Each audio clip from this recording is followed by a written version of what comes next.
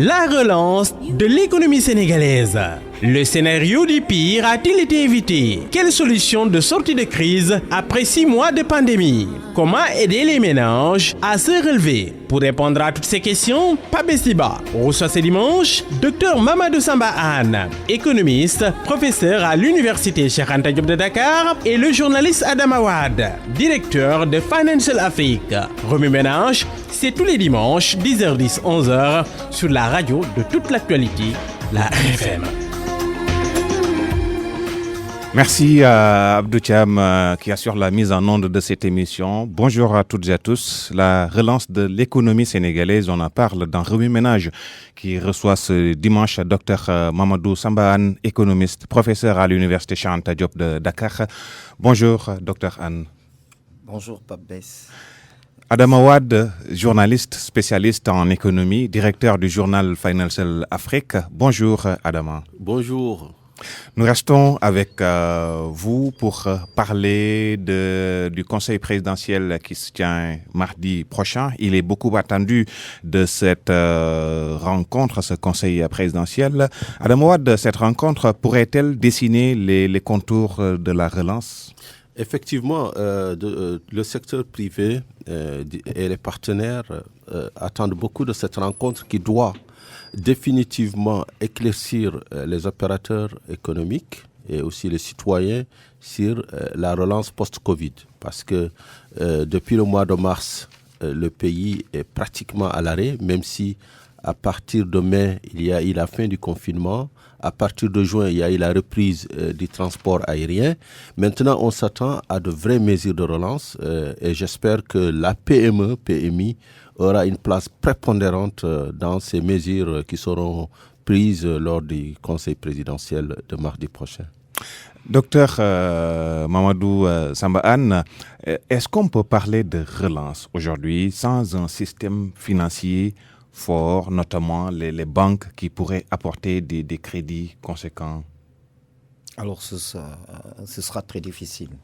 Il sera très difficile aujourd'hui de relancer sans avoir ces leviers qui sont essentiels pour aujourd'hui financer cette relance. Parce que l'économie a besoin de cette énergie que représentent les finances.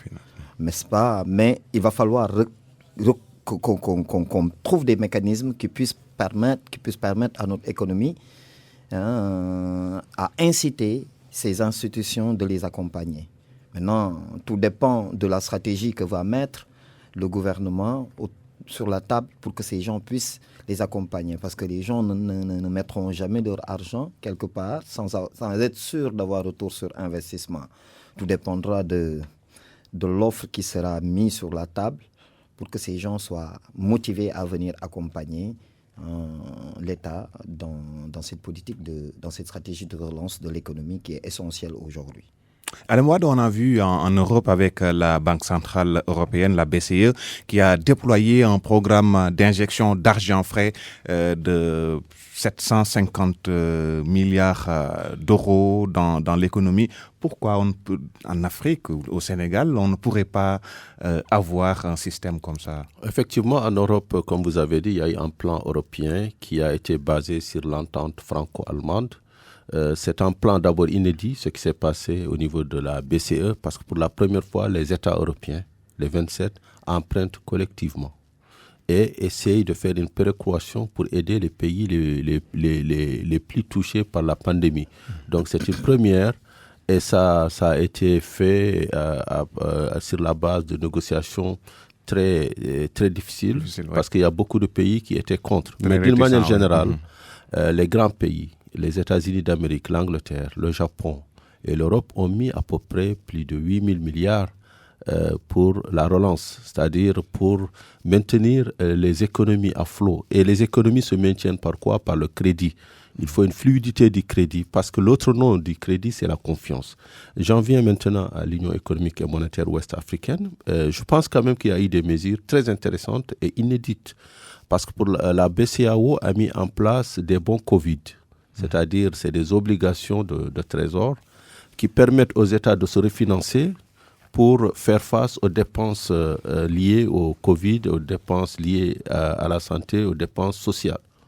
Donc, ça fait que, par exemple, depuis le mois de mars, il y a eu à peu près, je pense, 1800 milliards de francs CFA qui ont été alloués aux États.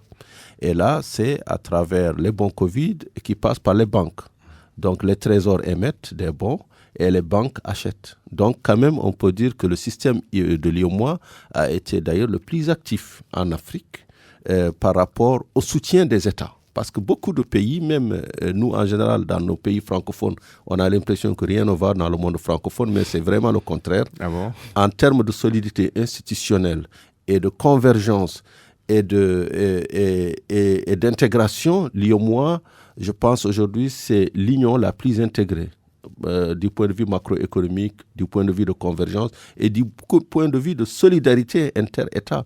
Parce que je vous parlais de la BCE, ils ont eu beaucoup de mal à accepter cette solidarité. Or, nous, aujourd'hui, il y a plein de pays dans la zone qui n'ont pas les mêmes réserves ou les mêmes en fait, performances macroéconomiques que la Côte d'Ivoire ou le Sénégal. Ou le Bénin. Mais il y a une péréquation et d'ailleurs, le résultat, les 1800 milliards, par exemple, ont révélé un enseignement très important. Parce que la première banque à souscrire dans ces bons Covid, c'est une banque que je dirais native, c'est-à-dire une banque de la sous-région. Et à notre grande surprise, on voit que des banques, les banques françaises par exemple, et les banques marocaines, qui sont pourtant prépondérantes et ont des positions dominantes, n'ont pas du tout souscrit.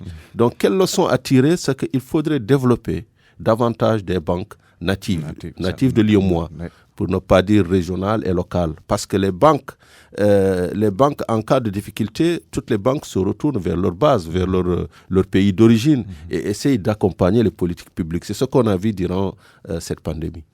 Docteur Anne, il y a ce débat entre économistes autour de la solidité de notre économie. À votre avis, est-ce que le système s'est montré assez résilient pour faire face à la crise? Bon, je ne le pense pas. Nos systèmes, il y a beaucoup à dire dans nos systèmes.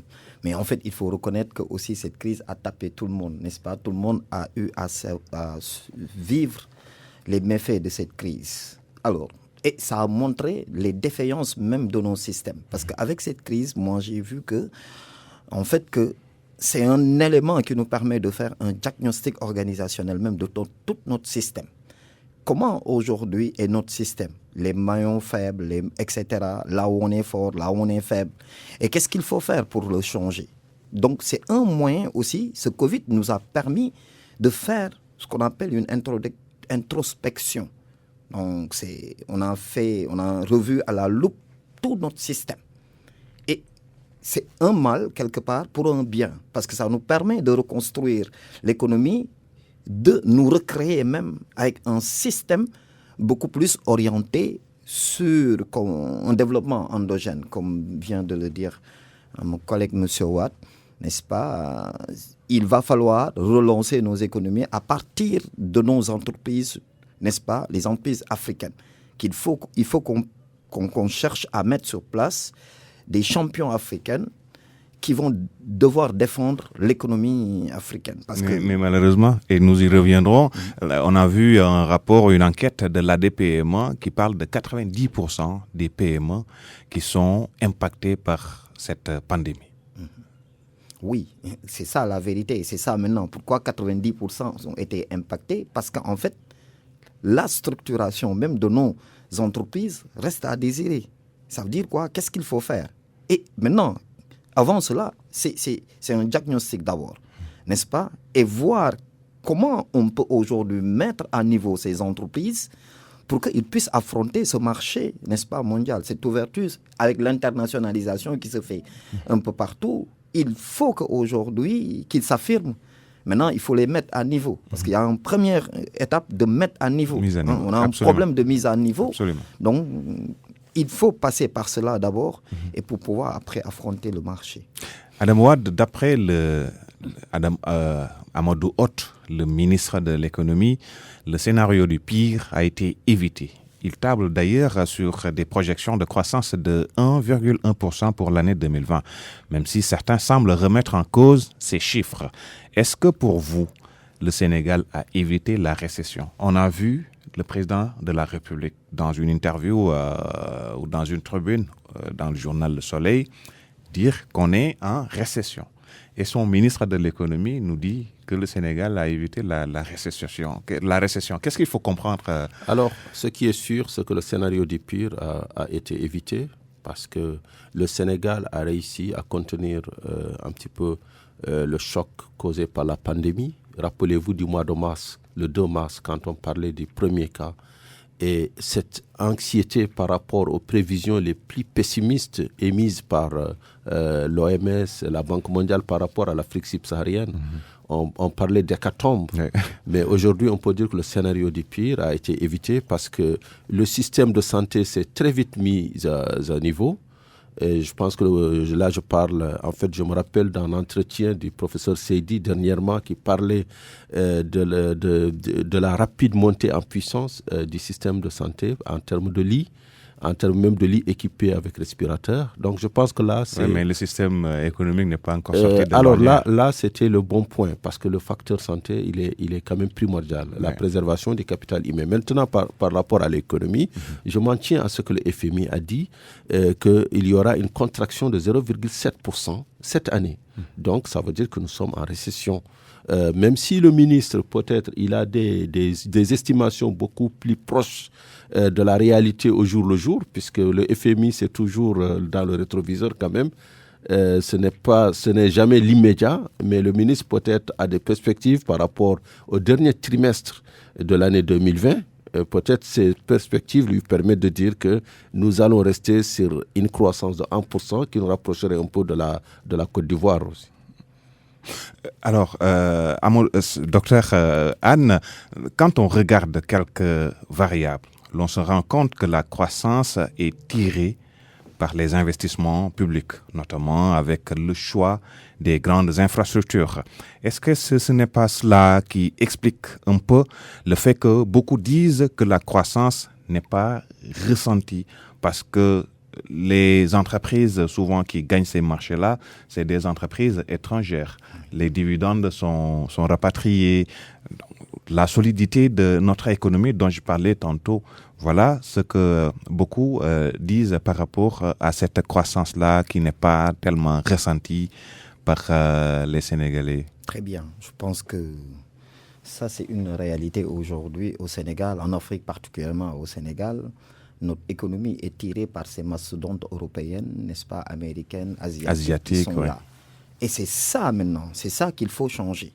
Parce qu'avec le Covid, je pense que le président un jour même est sorti pour se plaindre de cela, que l'aide qu'il avait demandée aux entreprises, que ces pour entreprises participer au fond, pas participé. Ce qui veut dire quoi? Ce qui veut dire que si aujourd'hui, toute votre économie, si vous le mettez dans la main des étrangers, si votre économie est supportée d'or, mais vous en ressentez les conséquences. Ça veut dire quoi? À chaque fois qu'il y a une crise, ces gens retourneront chez eux. Ils ne sont pas ici, ils n'habitent pas là. Ils retourneront chez eux. Ce n'est pas des enfants de cœur. Ils sont là pour leurs intérêts. Alors, et c'est ça la réalité. La réalité, c'est que tout ce que vous voyez au Sénégal tourne autour de ces grandes puissances. Vous prenez l'autoroute à péage, Eiffage, Sénac, AIBD, Auchan, ainsi de suite, pour ne pas dire tout ce qui tourne autour de notre vie. Rien n'est de tout cela.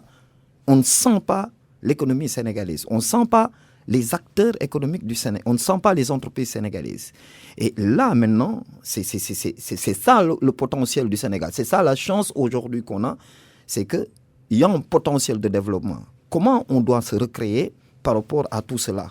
Et aujourd'hui, pour moi, c'est une opportunité de relancer les choses. Parce qu'on voit réellement que ce n'est pas ça qui va développer le Sénégal, mais plutôt une politique économique endogène. Nous devons se baser sur des champions qui vont relancer et qui vont nous permettre à tous les niveaux, de créer des partenariats, n'est-ce pas, des partenariats stratégiques. Même si on n'a pas les capacités peut-être techniquement de faire l'activité, il faut que ces sociétés qui viennent, qu'on puisse faire des deals win-win, que ces gens s'y retrouvent, qu'on s'y retrouve. Mais il ne faut pas que ça soit win-lose comme ça s'est passé jusqu'à présent, n'est-ce pas? C'est ça qu'il faut changer, et de façon très pragmatique. Adam Ouad, le choix de de certaines infrastructures pose question. Le TER à 800 milliards qui peine à être mis en service, alors que pour moins que ça, on pouvait réhabiliter le train Dakar-Bamako. Comment expliquez-vous ces choix? Effectivement, vous savez, dans les politiques publiques, tout est critiquable, parce que ce n'est pas de la vérité scientifique, c'est des orientations stratégiques qui ont été prises par ceux qui sont au pouvoir. Par rapport aux terres, moi je pense que quand je vois Dakar, je me dis qu'il y a une urgence fondamentale, c'est fluidifier la circulation interurbaine, parce que Dakar, c'est le poumon du Sénégal. Je suis pas il n'y avait que le TER à proposer. Je suis pas enfant et je pense que des politiques de concentration sur une capitale, des politiques d'investissement que sur la capitale, mais je pense quand même il y a un sens à fluidifier la circulation à Dakar, puisque la plupart des activités économiques sont concentrées sur cette ville. Donc un gain de fluidité entraînerait forcément des gains de croissance. Ça, c'est la Banque mondiale qui le dit. Et ces gains de croissance sont nécessaires. Maintenant, pour le TER, peut-être il y a des paramètres à revoir. Peut-être des paramètres liés au coût, des paramètres liés au délai d'exécution, des paramètres liés au montage, au schéma de montage qui a été proposé, mais il n'en reste pas moins que c'est un projet qui est fondamental. Si on est dans une projection à moyen terme entre Dakar et ce pôle qui va de Dakar à Diamniadio en passant par l'AIBD, avec aussi le grand bassin touristique que constitue la Petite Côte, je pense que le TER pourrait créer un élan autour de ce triangle d'or qui va être un triangle de prospérité qui va générer suffisamment de ressources pour ruisseler sur tout le Sénégal. Donc le problème, ce n'est pas le TER, le problème, c'est peut-être le schéma de montage et les choix peut-être de certains fournisseurs ou partenaires. Mais s'agissant de l'autre aspect de votre question, le train la réhabilitation, Dakar, la réhabilitation, c'est une nécessité parce que le port autonome de Dakar est dans un champ de concurrence qui l'oppose à la Côte d'Ivoire, mais aussi au Togo. Le Togo a un port à eau profonde et qui est qui a dépassé aujourd'hui le port d'Abidjan. Personne n'aurait parié sur ça il y a 3-4 ans. Le port à Accra, par exemple, nous avons aussi des infrastructures portières qui sont aujourd'hui très concurrentielles par rapport au port de Dakar. Donc, Dakar a besoin de cet hinterland, de cette liaison ferroviaire pour garder toujours Bamako et le Mali dans son giron. Docteur Anne, ce choix du TER. Alors, peut-être que je suis un peu d'accord avec M. Watt, mais moi, je pense que dans une économie aussi, il y a des priorités. Il y a des priorités. Le TER, ce que l'on en dit, ce n'est pas aussi dramatique que cela. Mais le problème, c'est par rapport aux priorités. Est-ce qu'aujourd'hui, par rapport à tout ce qu'on a comme axe de développement, est-ce que le TER est une priorité pour le développement du Sénégal ? Chacun peut avoir son approche sur cela, n'est-ce pas? Ça peut être objectif ou subjectif, chacun a une approche dans cela. Mais pour moi, personnellement, je pense que c'est une infrastructure. Il faut aller vers les infrastructures. Mais à quel coût ça va nous revenir? Et quand vous faites des investissements, il faut savoir exactement le retour sur investissement, combien ça... C'est un investissement, mais il y a une partie de moralité dans l'investissement. Parce qu'il ne faut pas investir et laisser une dette à nos enfants. Et ça va impacter sur leur niveau de vie futur. Absolument. Donc, aujourd'hui, est-ce que le TER, aujourd'hui, va nous permettre de récupérer tout ce qu'on a investi? Point d'interrogation. Bon, d'après le gouvernement, c'est là. Mais on verra comment ça va se passer. Et la gestion même qui va s'occuper de cette gestion. J'espère que ce ne sera pas comme on fait avec l'aéroport, avec l'autoroute à péage. Bon, on ne sait pas pour le moment. Moi, j'en sais rien pour le moment. Je ne suis pas au courant de comment ça va se passer pour que le Sénégal puisse en tirer profit pleinement. Alors, et ça, il faut le revoir. Maintenant, par rapport, il y a une question sur laquelle j'aimerais un peu revenir, c'est qu'aujourd'hui, tous les investissements sont faits tous au niveau de Dakar. Et Dakar a atteint ses limites Il faut penser au décongestionnement de Dakar. Parce que si on continue, terre, BRT, mais où on va? C'est saturé. On ne peut plus. Dakar ne souffle plus. Ne souffle plus. Et ça veut dire quoi? Les gens même qui sont à l'extérieur, dans les villages, etc., à chaque fois qu'ils vont voir ça, mais on les incite à venir. On ne les incite pas à rester dans leur terroir pour le développer. Alors que le développement, ce n'est pas seulement Dakar. Il faut qu'on change de paradigme totalement, qu'on puisse changer ce système-là et mettre maintenant au niveau de Diamniadio, c'est bien, hein. Moi je trouve que c'est très bien, mais je trouve qu'il y avait mieux à faire. Mettre le capital dans une zone qui va se développer, ou peut-être trouver un capital économique et un capital politique, je ne sais pas, c'est à eux de trouver. Mais moi je trouve qu'aujourd'hui, le fait de concentrer l'ensemble des investissements à Dakar du moins, ce n'est pas la solution. Donc il faut penser au décongestionnement et penser un peu à motiver les gens à investir à l'intérieur et permettre à ces gens-là même de rester dans leur territoire et de développer toutes les potentialités qui existent dans ces territoires, parce qu'il y en a énormément, il n'y en a pas que Dakar, hein. Il faut penser à cela. Et c'est ça qui peut nous donner aujourd'hui une opportunité de développement pour le Sénégal. Le mot de Dr Anne, il faisait allusion à l'endettement du Sénégal. On a vu même que pour le fonds Force Covid-19, 1000 milliards, le gouvernement a été obligé de solliciter les institutions internationales. Aujourd'hui, notre taux d'endettement est à 64%. Est-ce que c'est encore soutenable? Écoutez, tout dépend de ce qu'on met dans le mot soutenable. Si on voit les notations financières internationales, notamment Moody's, le Sénégal est dans une fourchette qui est commune à toute la région. Donc on reste dans la moyenne.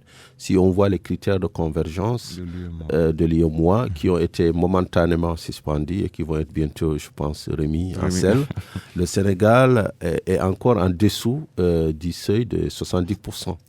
Si on voit par rapport aux appréciations du FMI, il n'y a pas péril en la demeure, même si le déficit budgétaire, effectivement, il explose, il est à 6,5%. Mais ça se comprend.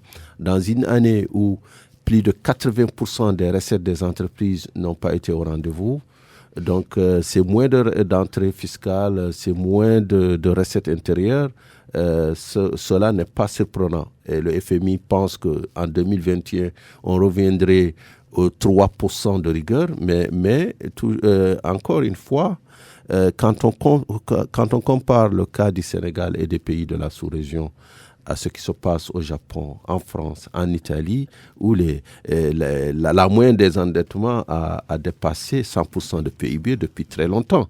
Maintenant, la vraie question, c'est la capacité du pays à faire face à ces engagements.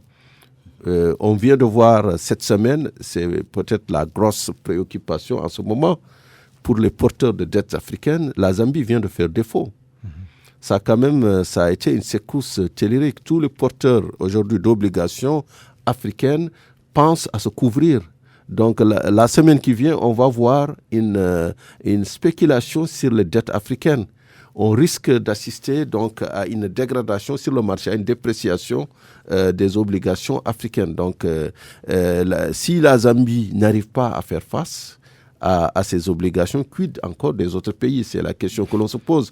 Le Sénégal et un certain nombre de pays ont bénéficié de l'initiative G20. C'est un moratoire qui suspend les paiements, mais bilatéraux et multilatéraux publics pour 6 mois. Les créanciers privés n'étaient pas du tout d'accord, ne sont pas d'accord. Donc, tout s'appréciera en fait en fonction de la capacité du pays à faire face à ces engagements. Si le Sénégal ne demande pas un moratoire sur la dette privée, tout va bien. Donc, il n'y aura pas de problème. Donc, la dette, oui, c'est un facteur, mais c'est la capacité de remboursement qui constitue vraiment la vraie unité de mesure. Docteur Anne, ce déficit dont parlait Adam Awad tantôt, déficit de 6%, comment le financer, ce déficit budgétaire? Alors moi, je pense que d'abord, ça doit partir d'une stratégie d'optimisation déjà de nos ressources. Comment on optimise les ressources? Comment pour être beaucoup plus efficace et efficient dans tout ce que l'on fait dans ce pays? n'est-ce pas? Parce qu'aujourd'hui, le fait de faire cela nous permet d'avoir un surplus budgétaire. Des économies sur des institutions qui ne nous amènent rien, n'est-ce pas? Sur le train de vie de l'État, tout ça, c'est des économies.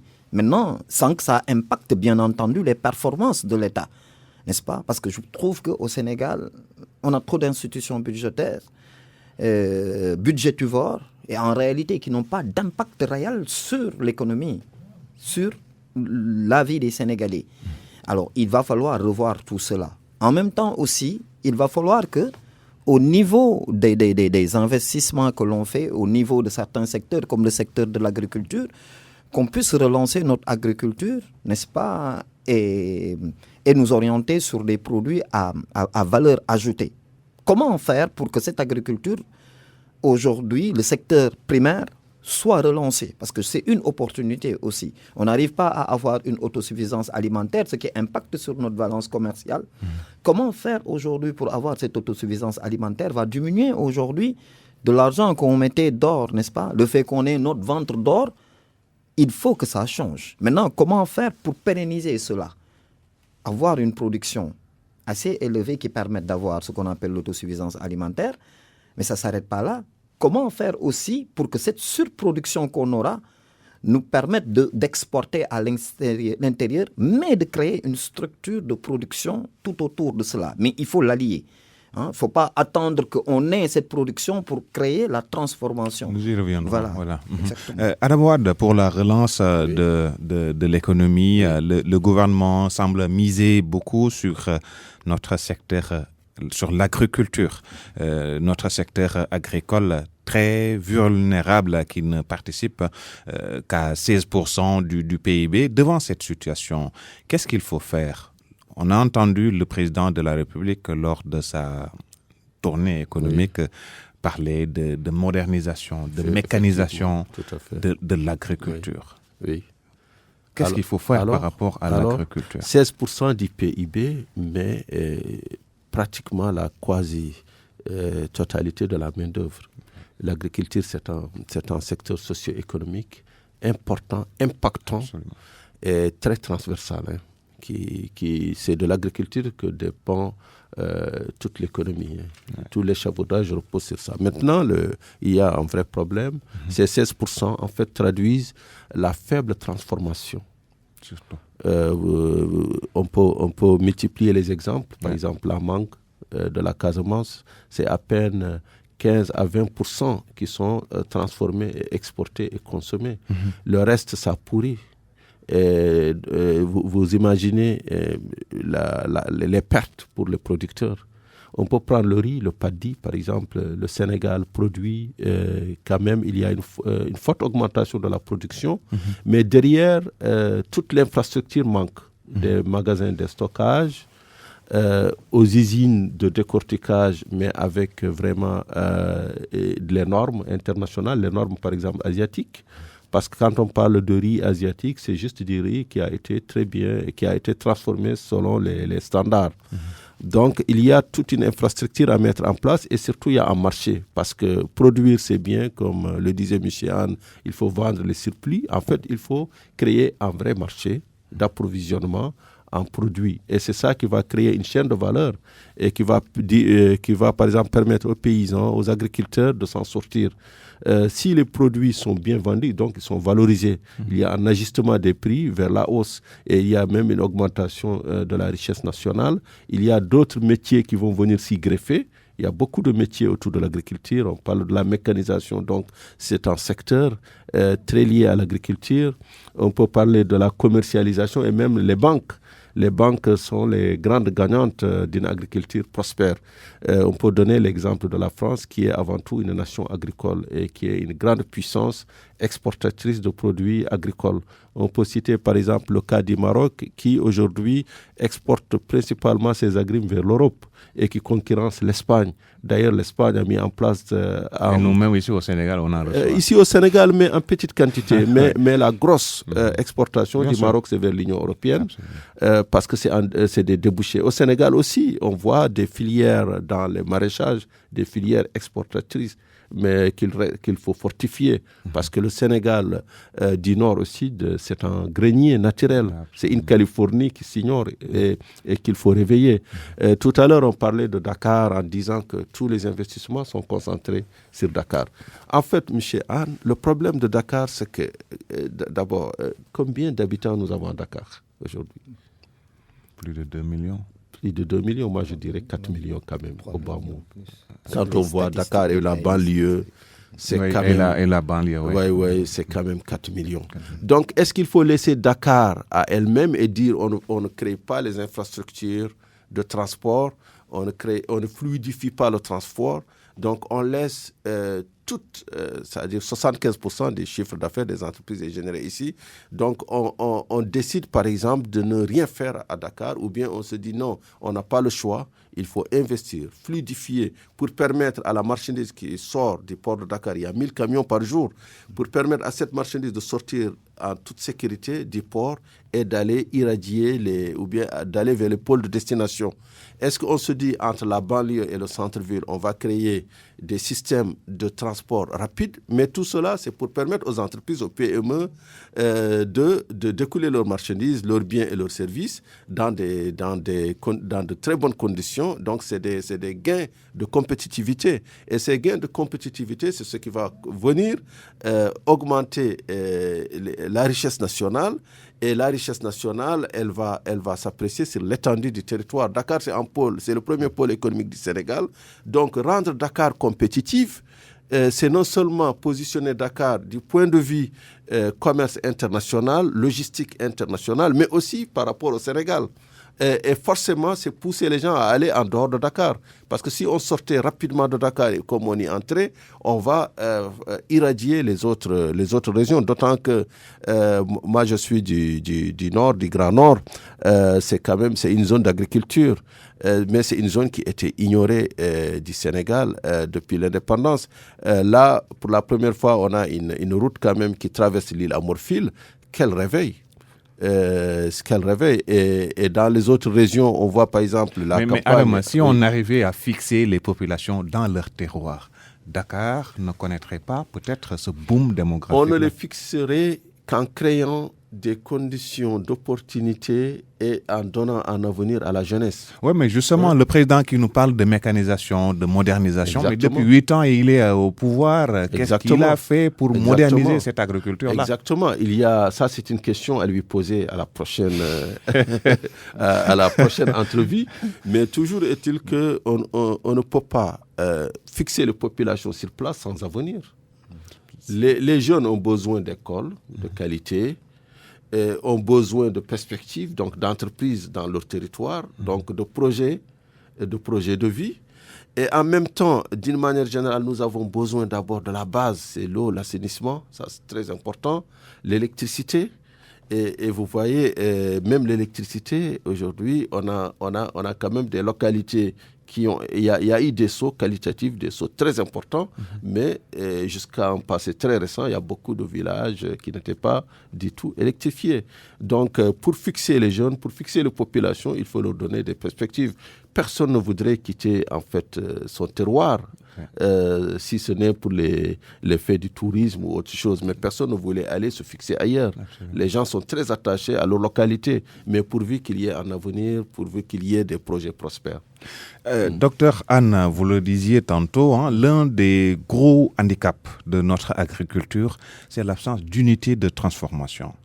Si l'on prend l'exemple de l'arachide, notre premier produit agricole, les paysans sont pratiquement laissés à la merci des Chinois ou des Turcs qui exportent leurs produits, comparé au cacao, par exemple, en Côte d'Ivoire, où la première transformation, la deuxième transformation sont effectuées en Côte d'Ivoire. Il est interdit d'exporter le produit brut. Mais pourquoi au Sénégal, on ne peut pas avoir cela pour l'arachide, la Sonacos, qu'on pourrait moderniser? Pourquoi? Qu'est-ce qui bloque cela? Alors moi, je pense que c'est une volonté politique. Il faut une volonté politique de faire des ruptures dans ce sens-là. Il faut réellement de véritables ruptures pour qu'on change de paradigme. Parce qu'aujourd'hui, vendre ces matières premières ne vous donne absolument rien du tout dans le marché. Ouais. N'est-ce pas? C'est la transformation avec tout ce qu'il y a comme chaîne de valeur à l'intérieur. Et qui, de ce plus, crée des emplois, crée d'autres opportunités et fixera même les populations dans ces zones. Alors, et pour le faire, moi je dis que c'est plus facile au Sénégal. Pourquoi? Parce qu'en fait, on a tout pour avoir une production de masse. Et on a tout aussi pour avoir des entreprises qui puissent transformer. Parce que le Sénégal offre plein d'opportunités. Il y a du soleil, il y a de l'eau, il y a des terres, n'est-ce pas? On en a assez. Maintenant, le problème, c'est quoi? Comment faire cette articulation, le fait de pérenniser l'agriculture, de ne pas attendre, comme le font la plupart de nos parents, la période de la saison des pluies pour faire, après c'est terminé, on doit pérenniser. Faire des mécanismes de pérennisation de cette structure. Maintenant, créer des pôles où on va inciter des gens, des industriels à venir investir dans la transformation de ces produits. Parce que, comme on dit, notre verte Casamance nous offre des opportunités inouïes. Vous allez en Casamance, vous allez voir les mangues pourrir. Mais c'est un manque à gagner terrible, n'est-ce pas? Moi, j'étais tout dernièrement vers Joal, derrière Joal. Les mangues, mais j'ai été stupéfait. Je me suis dit, mais ça, comment on peut perdre tout cela? Et il suffit d'investir sur des unités de transformation. Des unités de transformation qui vont créer des chaînes de valeur. Parce que ce n'est pas seulement là, c'est des métiers qui vont se tisser autour et qui permettent aujourd'hui de profiter de l'opportunité que nous offre ce secteur. Ce n'est pas seulement le domaine de l'agriculture en tant que tel, c'est l'élevage, c'est tout autour de ce domaine du primaire, n'est-ce pas? Il y a tous ces éléments-là qu'on doit reprendre et qu'on doit penser aujourd'hui à allier les deux. Parce qu'il ne faut pas attendre qu'on produit pour commencer. Il faut faire ce lien, n'est-ce pas, pour que ces actions puissent aller ensemble et synchroniser pour relancer le développement et peut-être même décongestionner. Parce qu'aujourd'hui, le fait d'avoir des entreprises dans ces localités permet de fixer ces gens. Ça leur donne des opportunités de rester. Parce que c'est leur avenir, c'est ça. N'est-ce pas? Ils ont besoin. Parce que quand ils quittent leur village pour venir à Dakar, c'est pour vivre. C'est qu'il y a plus, ils pensent, dans leur perception, ils se disent qu'il y a plus d'opportunités à venir à Dakar que de rester dans le village. Maintenant, c'est ça il faut changer cette roue. N'est-ce pas? Il faut que ça change. Et ça offre beaucoup d'opportunités pour le pays et pour les jeunes. Adama, comment changer la situation du paysan? Comment sortir de cette politique du présent pour avoir une économie rurale? Alors je vous taquinerai tous en disant que vous êtes de vrais Dakarois. vous ne connaissez pas vraiment le monde rural. En fait, moi je vois la région de Saint-Louis aujourd'hui. Il y a un vrai renversement de rapport de force entre Saint-Louisville et Richard Toll, par exemple, qui est un petit peu le grenier agricole, le grenier du riz du Sénégal. Et aujourd'hui, il y a plus d'emplois créés à Richard Toll qu'à Saint-Louis. Saint-Louis, avant, c'était un lieu où il fallait aller. Mais Saint-Louis vit essentiellement du tourisme. Et Richard Toll, c'est vraiment le grenier agricole. Richard Toll est l'arrière-pays, c'est-à-dire Richard Toll, Rosso Beccio, toute cette zone. C'est là où il y a les plus grands investissements quand même en matière de riziculture. Donc, il y a à peu près une trentaine d'unités de transformation. Et il y a beaucoup d'emplois créés. Mais ce que les opérateurs remarquent, c'est que les jeunes Sénégalais ne sont pas très attirés par ces métiers, ne sont pas très attirés par les travaux agricoles. Et souvent, ce sont les Maliens, les Bissau-Guinéens qui sont recrutés là-bas parce qu'ils sont assidus à la tâche, alors que les jeunes Sénégalais aspirent plus à l'immigration ou à aller à Dakar dans un bureau, et ne sont plus prêts à aller travailler. Là, on voit cette pluie abondante qui a fait beaucoup de dégâts. Et vraiment, toutes nos pensées à ces populations éprouvées. Mais dans l'arrière-pays, la pluie, elle est bienfaitrice. Il faut alors un changement de mentalité. La pluie, elle est bienfaitrice. Normalement, dès que ces quantités tombent, on se dit, mais cette année, il n'y aura pas de problème. On va vraiment tenir c'est-à-dire, il n'y aura pas de période de soudure. Malheureusement, il faut inverser maintenant un cycle qui est en train de se créer. Il ne faut pas que le sac de riz quitte Dakar pour aller à Richard Toll. Il faut que le sac de liquide l'inverse. Il faut que ça soit l'inverse. Ouais, absolument. Alors, il nous reste peu de temps, docteur Anne. Nous parlons à présent de ce rapport de l'Agence nationale de la statistique et de la démographie qui fait état de 30% de chefs de ménage qui ont arrêté de travailler et 89% de ménages qui ont connu une baisse de revenus. Doit-on décréter l'état d'urgence sociale? Oui, ce serait trop dire pour moi, parce qu'en fait, comme on a dit, c'est cette pandémie qui a aujourd'hui touché le monde entier et tout le monde l'a ressenti. Maintenant, il y a des mesures à faire, à prendre, des mesures, n'est-ce pas, très fortes à prendre pour que ces gens puissent retrouver leur dignité. Parce qu'il y va de la sécurité de nous tous. Absolument. Un père de famille, une personne qui ne travaille pas, devient dangereux pour toute la population. Un homme qui retourne à la dimension, comme le disait, quand on prend la pyramide de Maslow, un homme qui revient à la dimension physiologique devient plus dangereux qu'un animal. Donc, ça veut dire quoi? C'est plus de danger dans la sécurité. Donc, on n'a rien à gagner à cela. Alors, donc, il faut prendre des mesures fortes pour changer cette donne. Parce que ces gens ont besoin aujourd'hui qu'on puisse les appuyer. Et comment mettre en place ces mécanismes qui permettent à ces gens de pouvoir retrouver un emploi stable et qui leur permettent aujourd'hui de se relancer. Mais ça aussi, il faut une éducation des Sénégalais.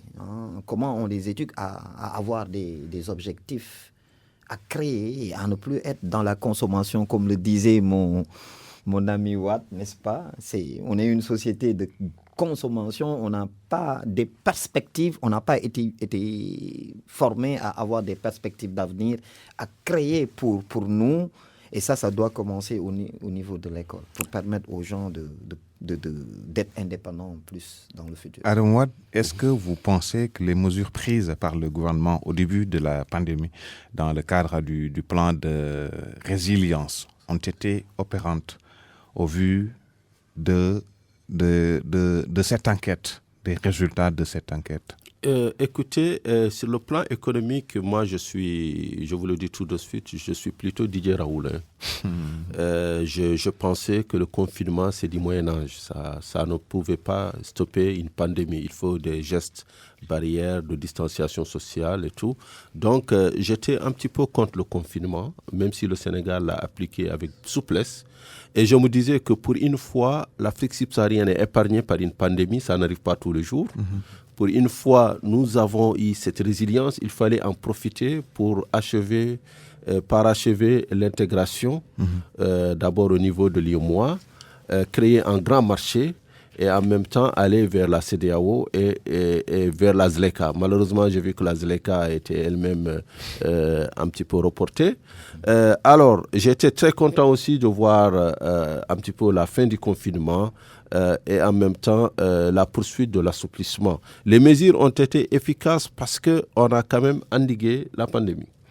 Elles ont été inefficaces parce qu'on voit qu'il y a eu beaucoup d'arrêts de travail, même si ce ne sont pas des pertes d'emploi, comme le dit l'enquête un petit peu.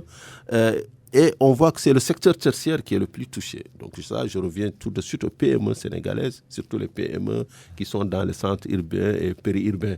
Donc il faut des mesures de relance parce que là, on a eu le diagnostic, il faut des mesures de relance qui touchent vraiment les PME. Parce que les PME aujourd'hui en zone urbaine et périurbain, ce sont les PME qui emploient le plus de personnes. Donc, il faut vraiment une mesure de relance, je dirais même un vrai financement des PME, un financement avec la garantie de l'État, avec le concours de toutes les banques, mais un financement massif des PME en fonction des pertes de chiffre d'affaires, en fonction de leur engagement à réemployer les personnes et en fonction aussi des perspectives. Or, les perspectives, c'est le marché. Et le marché, c'est l'intégration. Nous ne sommes que 16 millions, mais l'IOMOA, c'est 100 millions. La CEDEAO, c'est 300 millions. Donc, allons vers les grands ensembles. Donnons plus de débouchés à nos entreprises. Merci Adam Awad, journaliste Financial Afrique. Directeur du journal Financial Afrique. Docteur Mamadou Sambane, il est économiste, enseignant à l'Université Cheikh Anta Diop de Dakar.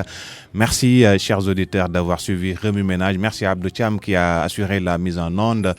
Merci à Amadou Sabarba qui a participé à la réalisation de cette émission. Amadou Sabarba qui me corrige un tout petit peu avec le taux de croissance dont a parlé le ministre Hott. Il parle plutôt de 0,7% comme le FMI l'avait annoncé.